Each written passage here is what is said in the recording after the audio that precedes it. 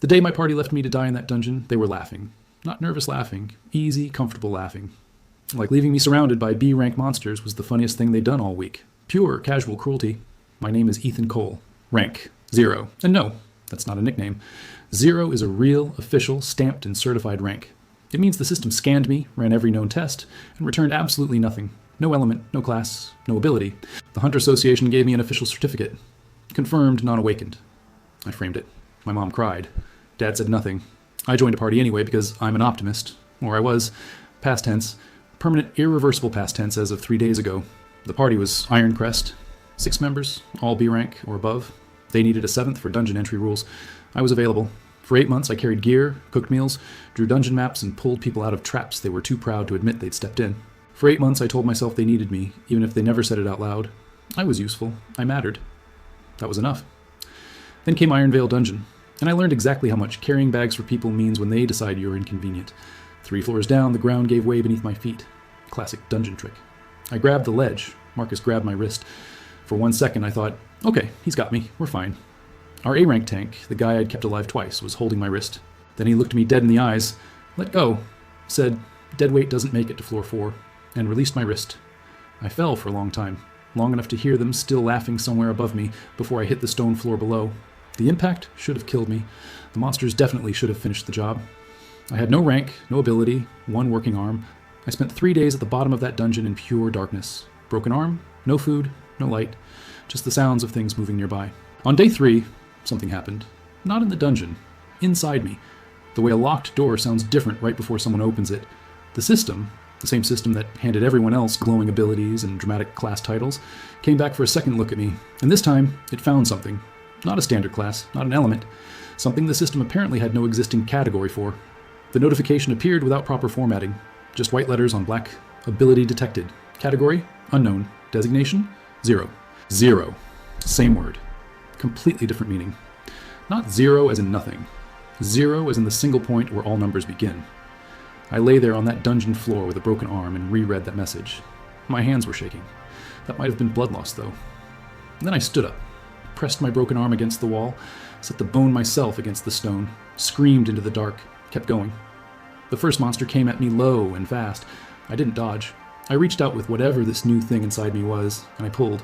The monster's ability left its body like smoke being drawn through a crack in a wall. Earth element, soldier class fragment, both mine. The monster collapsed. I was still standing. That felt extremely significant. I stood there for 10 seconds, just confirming it was real.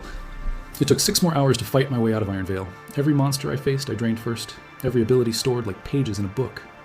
By the time I reached the surface, I had 14 stolen abilities sitting inside me, vibrating softly like borrowed light. 14. My arm still hurt. I was starving.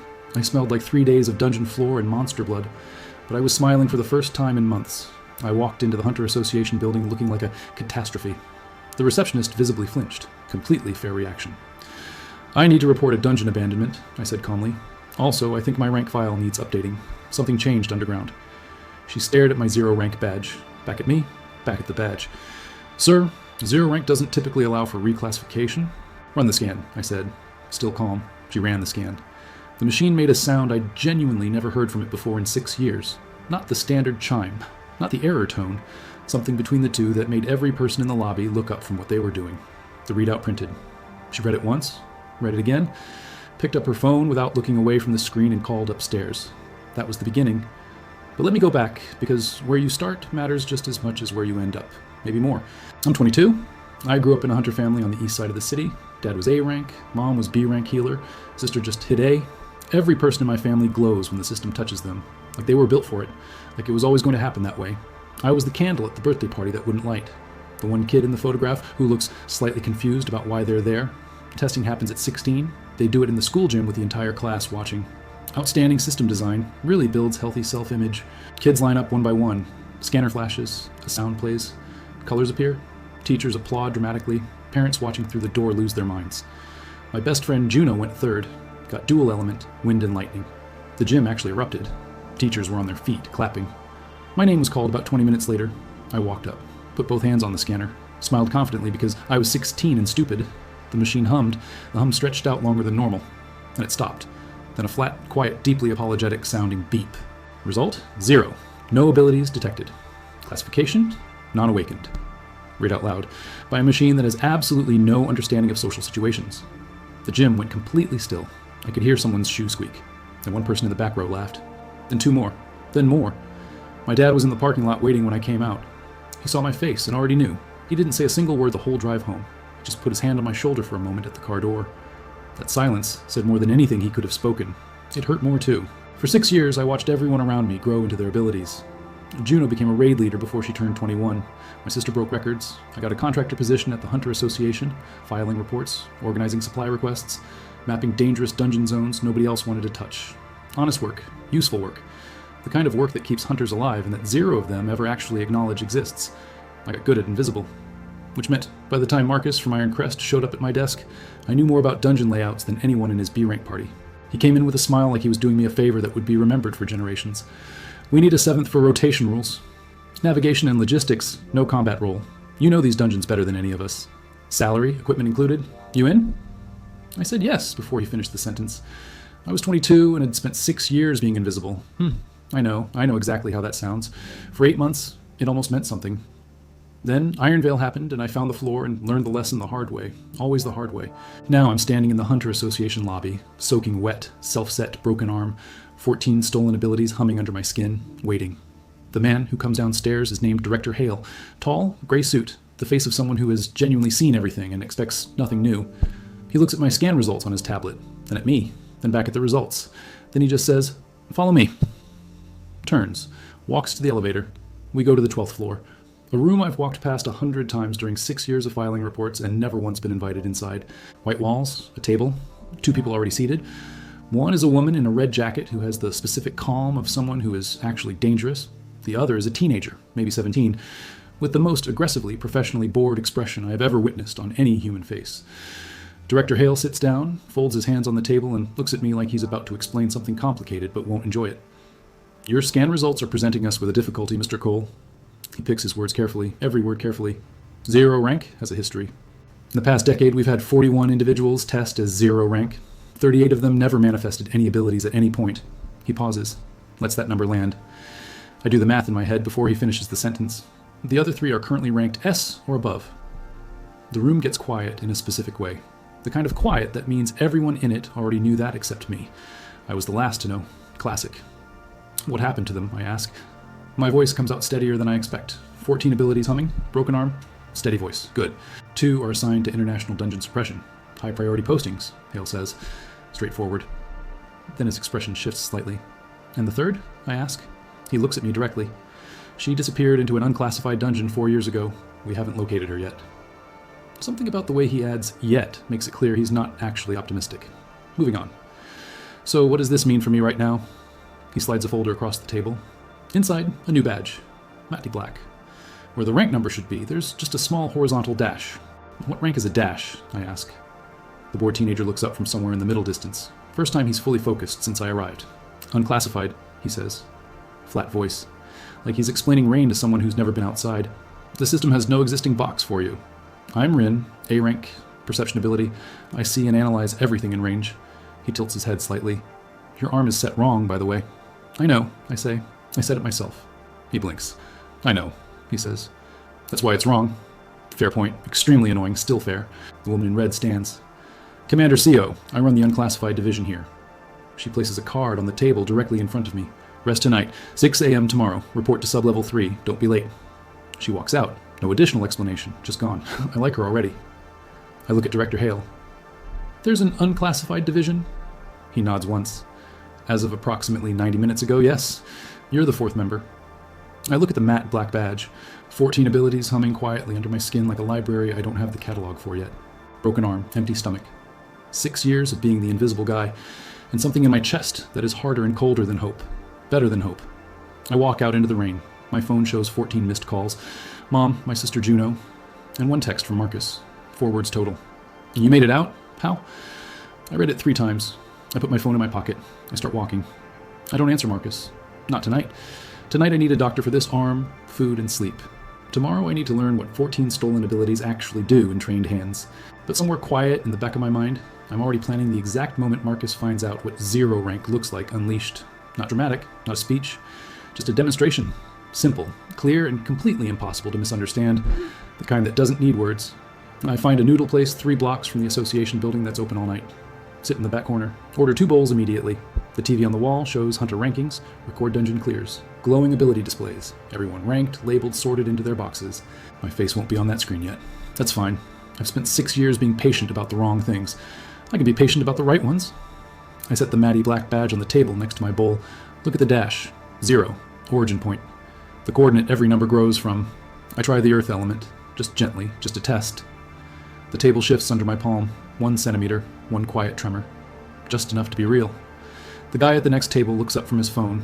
I put my hand in my lap and stare at the ceiling like nothing happened. He goes back to scrolling.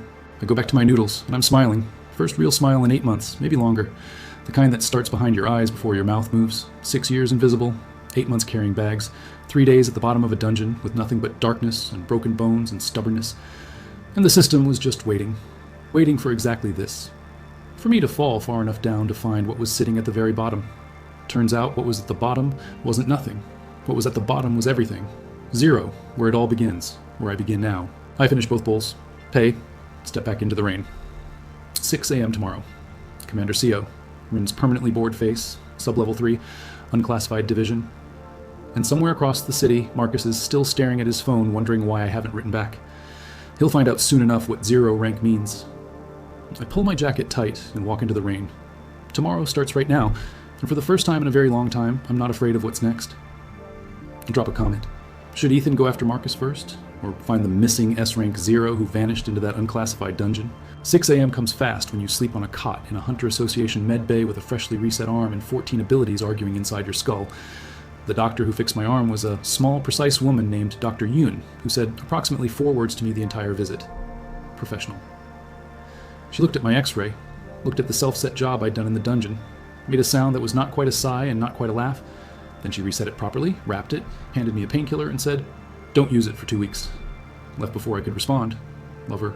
I slept 4 hours, woke up at 5, sat on the edge of the cot, and spent the first 20 minutes just listening to the 14 abilities inside me. That's not poetic language. I mean, I could actually hear them, not with my ears, but the way you feel your own heartbeat when the room is quiet enough. Each ability had a different texture. Earth element felt like pressure. The soldier class fragment felt like the memory of someone else's muscle memory.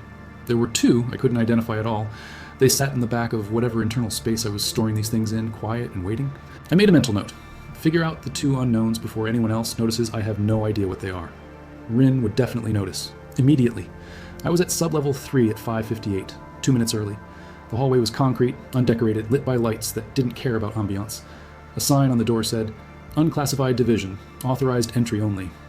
Someone had taped a smaller piece of paper below it. It said, "Yes, this is real." I pushed the door open. Inside was a room the size of a large classroom. 1 long table, 3 chairs on one side, 1 on the other. Commander CO was already there.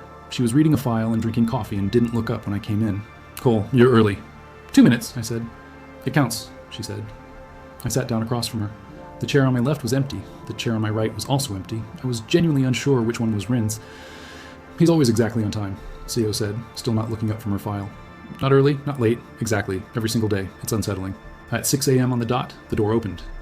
Rin walked in, sat down in the chair to my right, set a notebook on the table, and looked at me. "Your arm looks better," he said, still favoring it slightly on the left, but the set is correct now. I nodded. "How's your ability count?" I blinked. 14, I said carefully. He nodded like I'd confirmed something he already knew. 15, actually. You missed 1 in the dark. Small one? Earth adjacent? I stared at him. He opened his notebook. "Perception ability," he said simply. "I see things. All things. It's mostly exhausting. Shall we begin?" Commander CO set her file down and looked at both of us. In the daylight of sub-level 3, she looked younger than she had last night, also more tired. "Here's how this works," she said. "The unclassified division has 1 job. We handle what the standard rank system can't categorize or contain. That includes dungeons that don't follow normal rules, abilities that break classification, threats the ranked system isn't built to process, and you." She looked at me specifically on that last word. Not unkindly, just directly. The way someone tells you the weather without making it your fault. The Hunter Association doesn't know what to do with a 0 that manifests. The last time it happened, she cleared 3 S-rank dungeons in a month. Then she walked into something unclassified and we lost contact. CO's voice didn't change, just facts. "We're not losing another one. Clear?" "Clear," I said. Rin said nothing, which I was already learning meant the same thing as yes from him, just quieter. He was already taking notes. Today we assess what you actually have, CO continued. Not what you think you have, not what the scanner thinks you have, what you can actually use. She stood up and nodded toward a door at the back of the room I hadn't noticed. Training room. We start in 5 minutes. Eat if you haven't. I had eaten. 2 bowls of noodles the night before counted.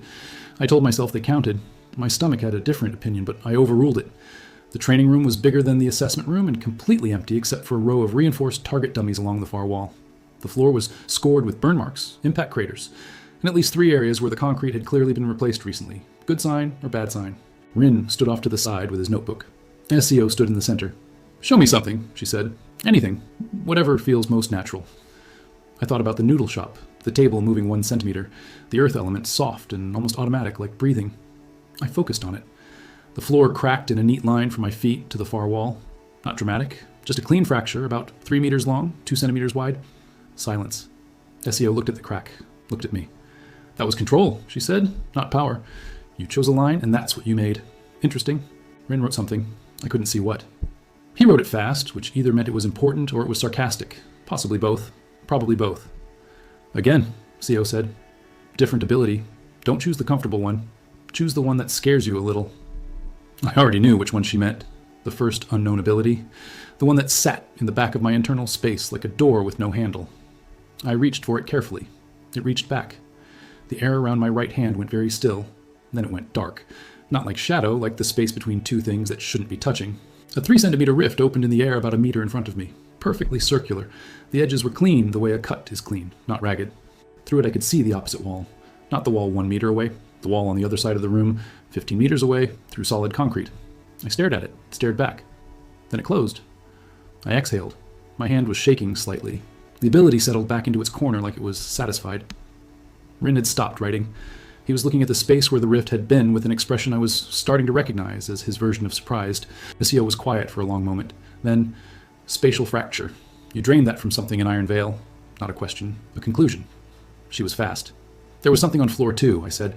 Before the floor collapsed, I didn't see it clearly. I just pulled when it came at me. Reflex. Floor 2 of Iron Veil houses one known spatial class monster. A rift crawler. Unranked, extremely rare. First confirmed sighting was 18 months ago. She looked at me with something that wasn't quite concern and wasn't quite excitement, but was somewhere between the two in interesting territory. You drained an ability from a monster that 3 separate A-rank parties failed to kill on purpose, she said. An accident, while falling. In my defense, I said, I had a lot of motivation to not die at that specific moment. Rin made a sound. It might have been a laugh. A very small laugh. SEO almost smiled. Almost. She pulled it back before it fully arrived, which I respected. We have a lot of work to do, she said. Let's keep moving. For the next 3 hours, she pushed me through every ability I could identify. Earth element, the soldier fragment, 4 others I had partial names for. Each time she watched, each time Rin wrote. Neither of them said much during the exercises. They had the efficient rhythm of people who had worked together before. By the end of hour 3, I was sitting on the floor of the training room with my back against the wall, working arm resting on one knee, genuinely tired. Not defeated. Tired? Worked tired? The kind where you can feel every specific thing you used. It felt different from the exhaustion of 8 months invisible. 14 confirmed, Rin said, looking at his notebook. 15 with the Earth-adjacent one you haven't accessed yet. Spatial fracture is the most volatile. The 2 unknowns concern me more than the spatial, CO said. She was crouching about 3 meters away, forearms on her knees, looking at me directly. Why? I asked. She stood up. Because spatial fracture is rare but documented. The 2 unknowns don't match anything in our existing ability database. She let that land for a moment. I let it land. Outside in the corridor, the Hunter Association was going about its normal business. Up here, this. The monster that gave you the spatial fracture was unclassified. The 2 unknowns probably came from something else down there that we also don't have on record. Something followed you up from the bottom of Iron Veil, Rin said. He said it the way he said most things. Flat, precise, completely without drama. It didn't follow me physically. I said. He looked up from his notebook. No, it followed you as an ability, which is arguably more concerning. I looked at my hands. 15 abilities. 2 completely unknown. 1 stolen from a monster that elite parties couldn't kill on purpose. 0 rank. What happens now? I asked. CO walked to the door. Now you eat something real, then you come back at 2 p.m. and we start your actual training. And Marcus? I said. She paused at the door, turned slightly. The dungeon abandonment report was filed this morning. Ironcrest is under review. The Hunter Association takes abandonment seriously when the survivor shows up with a reclassification result like yours. She looked at me steadily. You don't have to do anything about Marcus, she said. The system will handle it. She left. Rin gathered his notebook and stood up. "She means that," he said. "She's not telling you to let it go. She's telling you the institution will move on its own. Different thing." "I know," I said. He nodded, moved toward the door, stopped. "The 15th ability," he said. "The Earth-adjacent one you can't reach yet. I can see it from here. It's not Earth." He looked at me over his shoulder. "It's something that used Earth as a host because it had nowhere else to go." He left before I could ask what that meant. The door closed. I sat alone in the training room with 15 abilities and no answers and my worked-out arm. The floor still had the crack I'd made in it. 3 meters long, 2 centimeters wide, perfectly straight. I looked at it for a long time. In 6 years of being invisible, I never made a mark on anything. You don't when the system tells you you're nothing. You learn to take up less space. The crack in the floor was the most permanent thing I'd produced in 6 years. Concrete.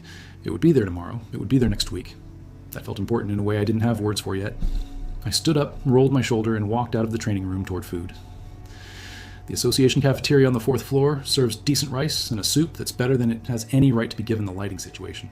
I took a corner table, put my matte black badge face up next to my tray. The dash where a number should be caught the fluorescent light weirdly.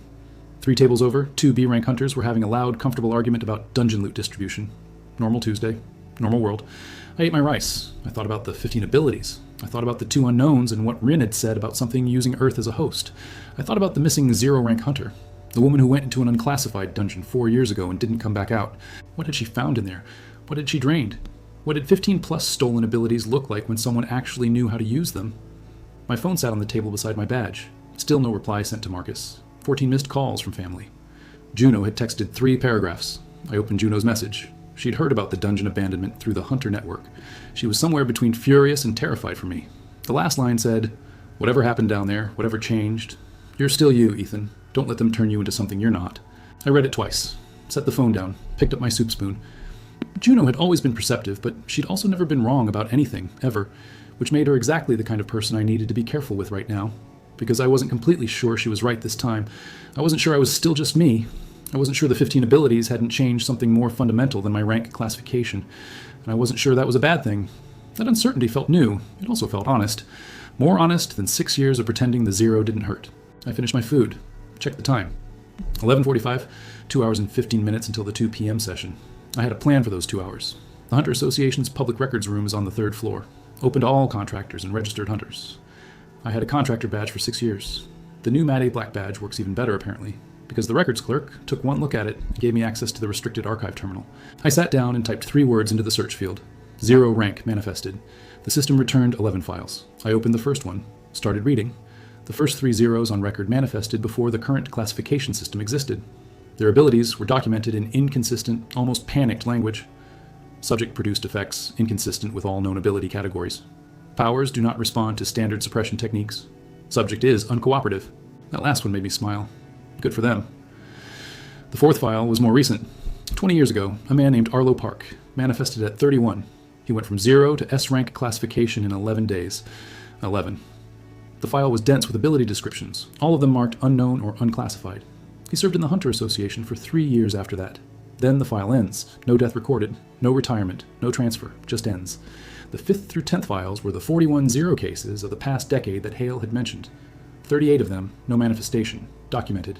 The 11th file was her, the woman who disappeared 4 years ago, the one Seo mentioned. Her name was Yuna Cho, 26 at time of disappearance. I read her file twice. She had manifested 22 abilities, not 15. 22 in the span of 6 weeks. The rate had concerned her handlers. The last note in the file was from her assigned partner, someone whose name was redacted, written the day before she entered the unclassified dungeon. Subject is not reckless. She has a reason for going in. She told me she could feel something pulling from inside the dungeon, something that recognized her. I read that sentence 3 times. Something that recognized her. I thought about the 2 unknown abilities sitting in the back of my internal space, quiet and waiting. Like they knew something I didn't. Like they came from somewhere that knew what 0 rank was and was interested in it specifically. I closed the files. Sat for a moment in the quiet of the records room. Outside, normal hunters living their normal, classified, ranked lives. In here, this. I picked up my phone, opened Marcus's text. "You made it out? How?" I typed 1 word back, sent it before I could think too long about the choice. "Soon." I put the phone in my pocket, stood up, returned the archive terminal card to the clerk, walked to the elevator, pressed sublevel 3. 2 p.m., Commander CO, Rin and his notebook, 15 abilities and 2 unknowns, and a crack in a concrete floor that would still be there next week. Whatever Yuna Cho found in that unclassified dungeon, she found it because something recognized what she was. 0. Origin point. The beginning. Something out there knows what 0 rank really means. Something was pulling her in. And now, 3 days out of Ironvale, I'm starting to feel it too. Not a sound, not a vision, just a direction. A quiet, patient pull that started sometime between the noodle shop and the records room and hasn't stopped. I stepped off the elevator at sub-level 3. The corridor was the same concrete, same flat lights, same sign with a handwritten note below it. I pushed open the door. SEO was already there. Rin was already there. Notebook open. Pen moving before I'd even fully entered the room. Some things don't change. You're 4 minutes early, SEO said. I went to the records room, I said. She looked up. Yuna Cho's file? I nodded. A pause. And? Something recognized her, I said. That's what her partner wrote. Something inside that dungeon recognized what she was. Another pause, longer. We know, SEO said quietly. It wasn't an admission. It was more like exhaling something she'd been holding. That's why we started this division. You're not just unclassifiable, Rin said, not looking up from his notebook. You're something specific. The system doesn't have a word for it yet. But something else does, SEO finished. She looked at me steadily. And that's what we're actually preparing you for. Not Marcus, not Ironcrest. She set a new file on the table, slid it toward me. On the cover, one word in red, Origin. 2 p.m. session, she said. Let's begin. I sat down, opened the file. 15 abilities humming. Crack in the floor one room over. A direction I could feel but not yet name. 0 rank. Not nothing. Not the absence of something, the place where everything starts. I was starting to understand what the system had meant, finally. The file labeled Origin was 47 pages long. I read all of it in 11 minutes. Then I sat very still for about 30 seconds. You read fast, Rin observed. He was watching me from across the table with the specific attention of someone cataloging a reaction, not just noticing one. Retention ability. Picked it up from a dungeon archivist monster on floor 1 of Ironvale. I tapped my temple. Everything I read stays put now. Rin wrote something. SEO watched me. Neither of them asked what I thought about the file. They were waiting to see what I did with my face first. Here's what the Origin file said, in the version I'm choosing to summarize because some of it I'm still processing and not ready to say out loud. 0 rank is not a classification failure. It never was. The system didn't fail to categorize me. The system identified something and had no box for it. According to Origin, every 9 to 12 years, the Dungeon Network produces what the file calls an anchor event, a point of maximum instability. Dungeons aren't random. They're not geological accidents or magical weather. They're structured. Something builds them. Something has been building them for a long time. And every cycle, that something produces a single individual through the 0 designation. Not randomly, deliberately, with what the file calls apparent intent. The word apparent is doing a lot of work in that sentence, and whoever wrote this file knew it. They underlined it themselves and wrote, "We don't know why yet." 4 previous anchors documented in the past 50 years, each one a 0 rank manifestation. Each one dramatically altered the dungeon network around them. 2 of the 4 were killed before they could understand what they were. One is Arlo Park, who disappeared from the records entirely after 3 years. One is Yuna Cho, who walked into an unclassified dungeon 4 years ago because something inside it recognized her, and hasn't been seen since. I'm the 5th. The file didn't say this directly. It didn't have to. The fact that this file existed and was waiting in a folder on CO's table said it. You knew before the scan came back, I said. CO nodded once. We suspected when Ironvale produced an anchor event 3 days ago, the dungeon restructured. The bottom 2 floors collapsed inward. New architecture formed within 6 hours. It's never done that before. She looked at me steadily. You did that? I thought about the bottom of Ironvale, the dark, the broken arm, 14 monsters, the moment the system came back for a second look at me. I didn't do anything, I said. I just survived. Rin looked up. That's the same thing, he said. For an anchor. Surviving the event is the activation. I sat with that for a moment. Outside the file. Outside the word anchor. Just the plain fact of it. I fell into a dungeon and something woke up. What happened to the 2 who were killed? I asked. CO's expression didn't change. The Hunter Association in those periods wasn't what it is now.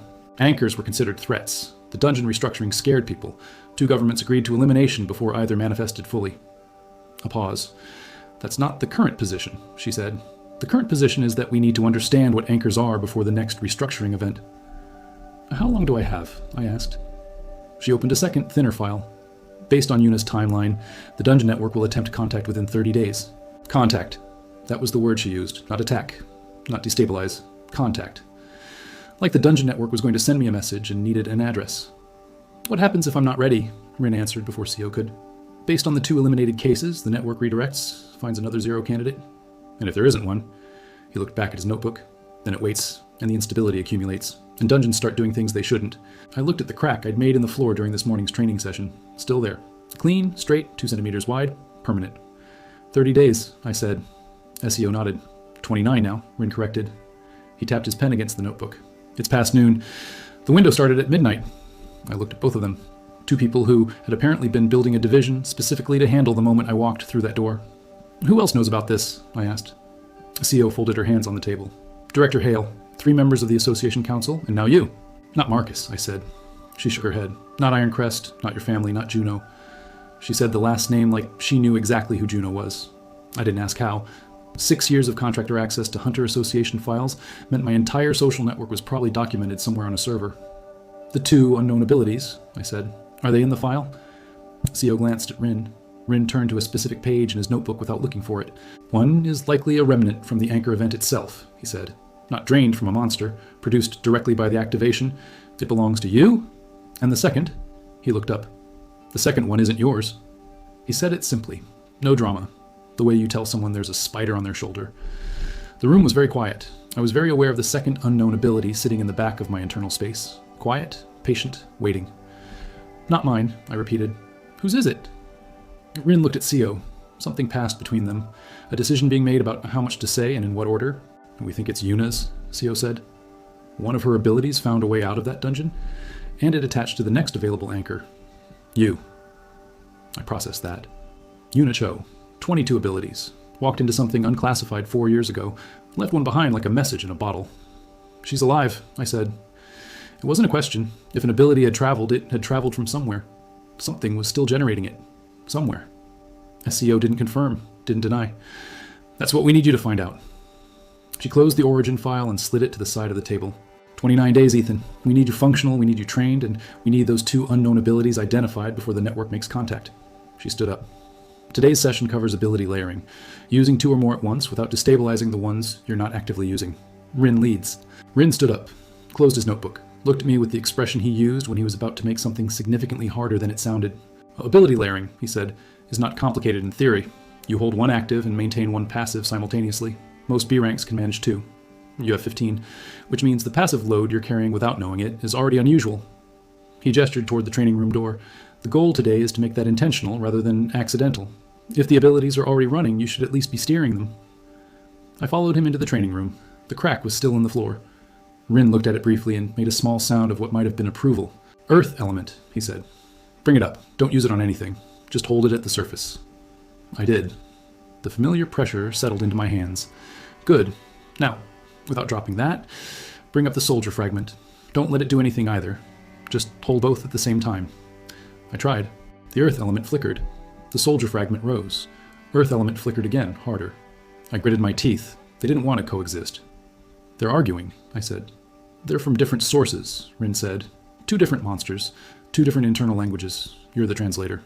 Stop trying to hold them separately. They're both yours now. Same owner, same house. Make them act like it. He made it sound almost simple. I tried again. This time, instead of holding each one in a separate mental hand, I let them both settle into the same space, like tuning 2 instruments together. A long moment, then, both stable. Earth element humming low, soldier fragment sitting just above it, distinct, but not fighting. I exhaled. There, Rin said. Now walk toward that wall without letting either one move. I walked. Both stayed. He nodded. Now do it with 3. We went like that for 2 hours. 3 abilities, then 4. Each new layer required a different kind of internal reorganization, like adding floors to a building. By the end of hour 2, I was holding 6 simultaneously. Earth, soldier, retention, 2 others I'd partially identified, and something that felt like expanded hearing. My head felt like it was full of furniture that had been rearranged. Functional, slightly unfamiliar, would probably be fine by morning. 6 is good for day 1, Rin said. He wrote something, looked at me. You're faster than the documented cases. The anchor activation changed your baseline. How fast is fast? I asked. He considered. Yuna reached 6-layer stability in her 3rd week. You did it in 1 session. He paused. That's either good, or it means the network is moving faster than our timeline projection and your system is compensating in advance. He said it very calmly. I appreciated the calm. I was less calm about the information. 29 days might be optimistic, I said. He tilted his head. Possibly 20. SEO appeared in the training room doorway. She had a phone pressed to her ear and the expression of someone receiving information they'd prepared for but still didn't love. She held up 2 fingers, then pointed at the ceiling. I looked at Rin. Dungeon event, he said quietly. Second floor? Something's happening upstairs.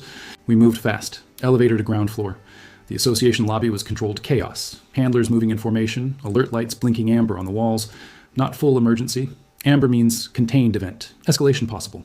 But contained events don't usually make directors leave their offices at 2 p.m.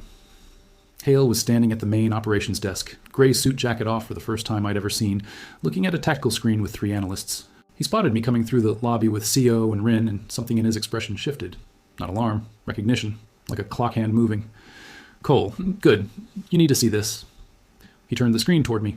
It showed a live dungeon map of Clearfield Dungeon, East District. B-rank facility.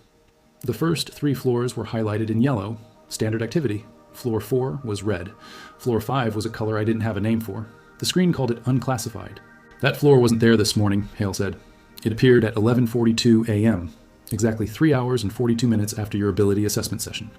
I looked at the screen. Floor 5, unclassified. Generated from nothing in an already existing dungeon. The network is responding, CO said, quietly. To me, I said. She nodded. Hale looked between us. The anchor timeline, he said. It wasn't a question either. He'd read the same files. Of course he had. 20 days, Rin said from behind me. Possibly less. The new floor generation suggests the contact window is compressing. He was writing while he talked. 3 analysts on the operations desk exchanged looks. They hadn't heard the word anchor before. Their expressions asked a question nobody was going to answer right now. Hale straightened up. No teams enter floor 5. Quarantine the dungeon at floor 4. Public statement is anomalous geological activity. Standard language. And Cole? A CO asked. Hale looked at me for a long moment. The look of someone making a decision they'd technically already made days ago, just confirming it. Cole continues training, he said. And we move the timeline up. Whatever preparation we had planned for 30 days, we compress into 15. He said it and walked away. 15 days? I stood in the lobby of the Hunter Association watching the amber alert lights blink and thought about a crack in a concrete floor.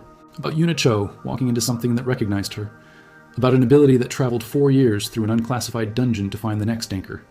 About Marcus, wherever he was right now, probably telling Ironcrest that the 0 they'd left to die had survived, wondering what that meant for them. About my family, who didn't know any of this. About Juno's text. You're still you, Ethan. Don't let them turn you into something you're not. I pulled out my phone, opened Marcus's thread. His last message was still sitting there. You made it out? How? With my one-word reply below it, soon. He'd read it, no response, which meant he understood the word was not friendly. Good. I wanted him to understand exactly that and nothing else yet. I put my phone away, turned to Rin. The second unknown ability, I said. Yuna's. Can I access it? He considered the question seriously. Unknown. Can you see it clearly from here? He looked at the space around me with his perception ability in a way I was learning to recognize. A slight unfocus, then sharp. I can see where it sits, he said. It's stable. It's not inert, though. It's been active since you came out of Ironvale. Low level, consistent pulse. Like it's broadcasting, I said. He looked at me. Yes, like a signal, which means if Yuna is alive and her abilities are still linked. He stopped. She might already know there's a new anchor, I finished. He nodded once. She might already know it's you. The lobby blurred and cleared around me. Somewhere in an unclassified dungeon, Yuna Cho had been sitting with 22 abilities for 4 years. Waiting. And now something had changed. Something that felt like a door opening from the other side. Not threatening, not attacking, just noticing. The way you notice a light turn on in a house you've been watching in the dark. The CEO appeared at my shoulder. Come back to sub-level 3, she said. There's more to cover, and we just lost 10 days. She walked toward the elevator. I followed. Rin fell into step beside me. The amber lights kept blinking. Floor 5 of Clearfield Dungeon sat on the tactical screen behind us, unclassified and waiting. 15 days, 15 abilities, 1 that wasn't mine, 1 dungeon floor that hadn't existed this morning, 1 missing hunter who might already know my name. I stepped into the elevator. The doors closed. Sub-level 3, training room. The crack in the floor that would still be there tomorrow and the next day and the day after. 0 rank. Not absence. Origin. I was starting to understand the difference in my bones, not just in my head. It felt like finally reading a word you'd always mispronounced. The elevator opened. I walked out. SEO was already at the table. Rin was already writing. The file labeled Origin was still on the table. Closed. Next to it was a new file. Thinner. No label on the cover. Just a dungeon coordinate written in red marker. The location of the unclassified dungeon where Yuna Cho disappeared. The coordinate on the cover meant nothing to me visually, but my retention ability cross-referenced it against 6 years of dungeon mapping files immediately. Remote location, Northwestern Mountain Range. A dungeon that was classified as inactive and sealed 14 months before Yuna went in. Sealed by the association itself. which meant either someone at the association unsealed it, or the dungeon unsealed itself. And based on everything in the origin file, I had a strong guess which one. Who authorized her entry? I asked. SEO and Rin both looked at me. I tapped the coordinate on the cover. The dungeon was sealed. Someone let her in. Who? SEO was quiet for 2 full seconds. That was longer than she'd been quiet about anything today. That gap told me more than the answer was going to. The authorization came from the council, she said finally. 3 members, the same 3 who know about the origin file. They believed she was ready. Were they right? Another pause, shorter this time. She survived entry. Her tracker signal lasted 11 days inside before it cut out. That's not nothing. 11 days, I repeated. And then nothing for 4 years. And then you, Rin said. He was watching the ability field around me again, his unfocused look. The pulse from Yuna's ability just changed frequency, he said. Not alarmed, observational, like reading a weather instrument. Since we started talking about her, I went still, checked the internal space where the 15 abilities lived. The second unknown, Yuna's, was doing something different. A rhythm, steady, deliberate, not random, not passive. It was responding to the conversation, to the coordinate on the file cover, to the proximity of information about where she'd gone. She can hear us, I said. It came out quieter than I intended. Rin tilted his head. Not here, but she can sense through the ability link. Context, not content. Like feeling someone pick up the other end of a string, he said. She knows the link is active. She knows the anchor on this end is aware of the connection. I looked at the file. The coordinate. 4 years. 22 abilities. An unclassified dungeon that a sealed facility had no business producing. She's waiting, I said. Oh, she's been waiting, CO corrected. Something in her voice was different when she talked about Yuna. Not grief, exactly. Something more like unfinished business. You knew her, I said. CO looked at me for a moment, then... She was the first member of this division, before it had a name, before we understood what we were building. She walked in to get information, CO said. That was always her reason for everything. She thought if she could understand what the network wanted, we could negotiate. 4 years of silence, I said. That's a long negotiation. Something shifted in CO's expression, the closest thing to unguarded I'd seen from her. Yes, she said. It is. I sat down, pulled the coordinate file toward me, opened it to the first page. Day 2, CO said quietly. Let's not waste a single hour of it. Day 8. I stopped counting hours somewhere around day 5 and started counting abilities instead. The number was up to 15 controlled, 2 identified. The second unknown had a name now, and found it in a supplemental archive that technically required director-level clearance to access. He accessed it anyway. The ability was called Resonance Tether, documented once 40 years ago in a file so old the original language had to be translated from a dialect nobody uses anymore. It allows 2 anchors to share ability awareness across any distance, like a phone line that doesn't need infrastructure. Just 2 people and the connection between them. Which meant Yuna hadn't just left an ability behind when she walked into that dungeon. She'd left a line, a deliberate, calculated, patient line, and she'd been holding the other end of it for 4 years, waiting for someone to pick up the receiver. I had picked it up by surviving Iron Veil. She felt it immediately. I know this because on day 6, the tether did something new. I was mid-session in the training room, holding 9 abilities simultaneously when it pulsed differently.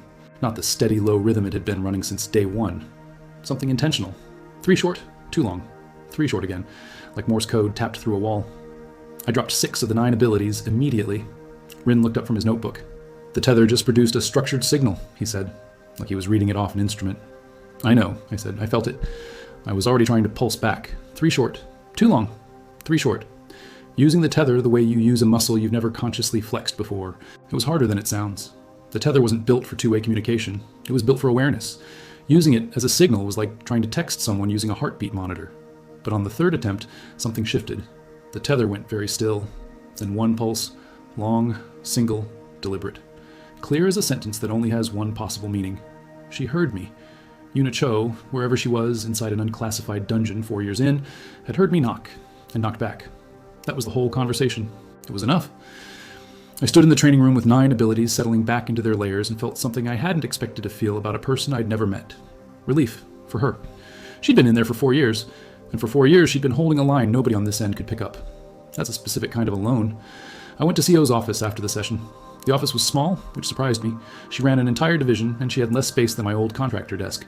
She was reading when I came in, looked up, read my face before I said anything, set the file down. The tether made contact, she said. Not a question.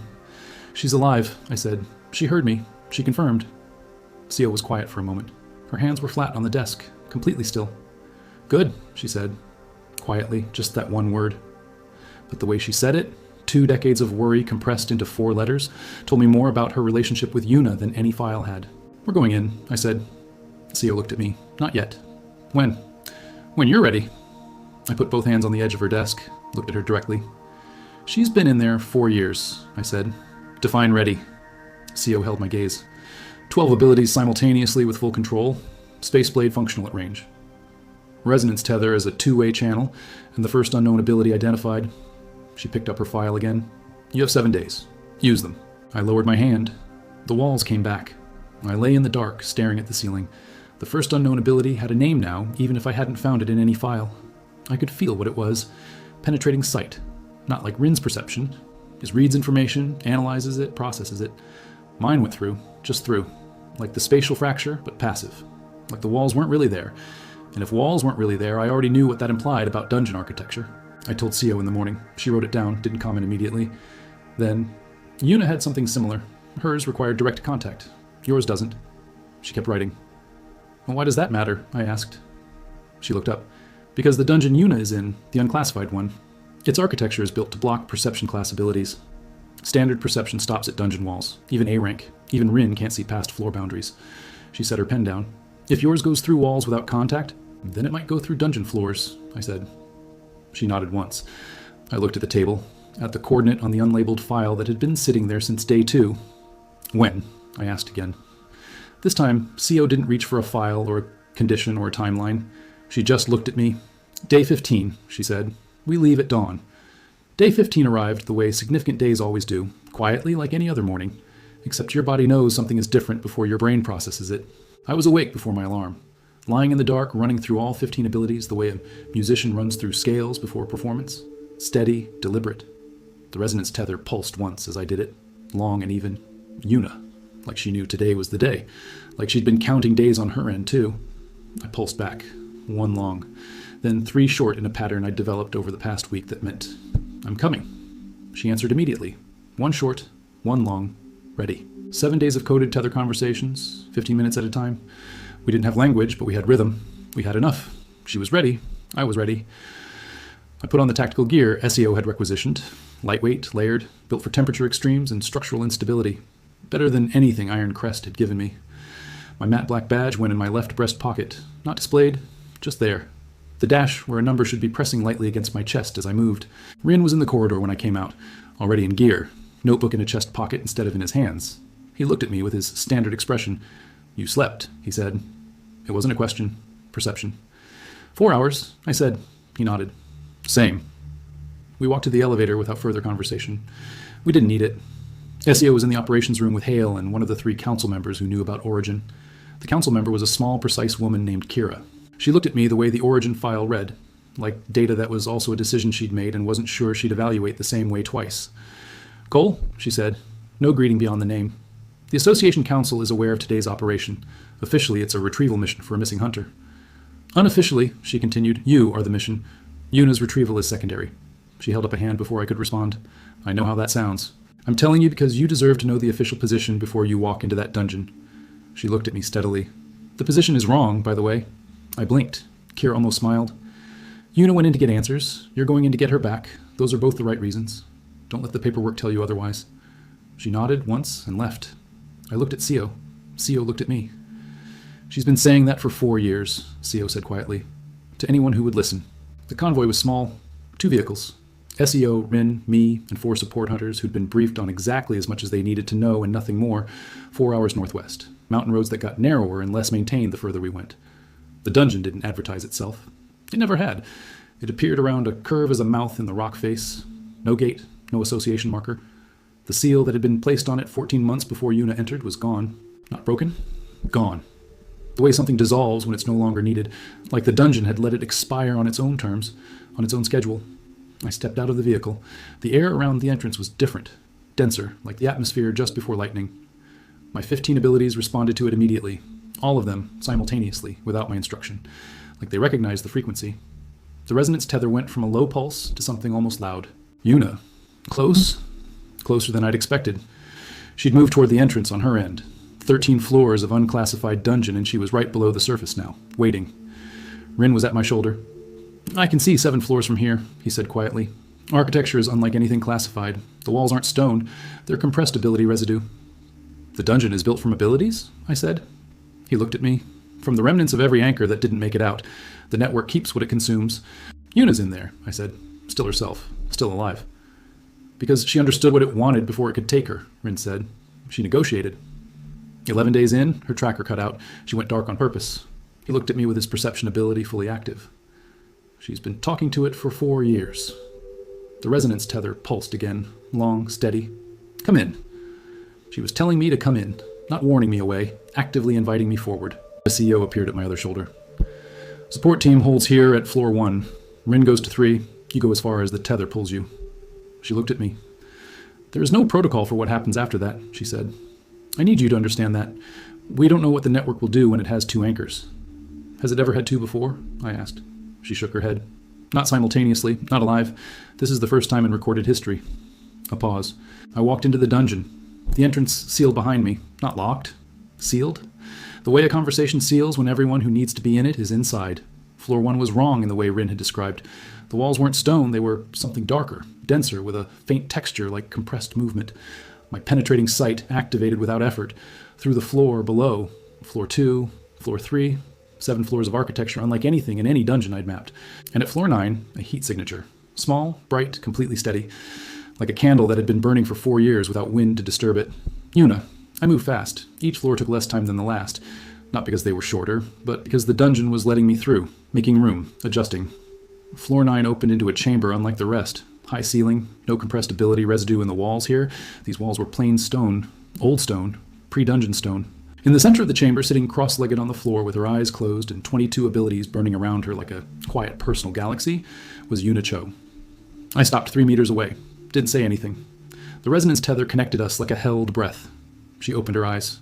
Dark, sharp, completely alert. She looked at me for a long moment, reading me, reading the 15 abilities, reading the tether, reading whatever 4 years of being an anchor inside a dungeon had taught her to see.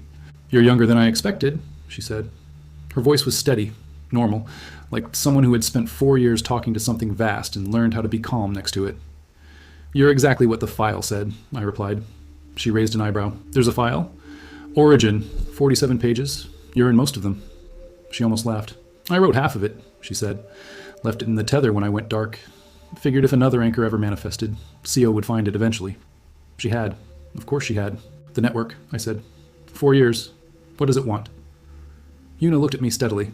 The chamber around us was very still, like the dungeon, listening. It doesn't want anything, she said. That's what took me 2 years to understand. It's not a mind. It's not a will. It's a process.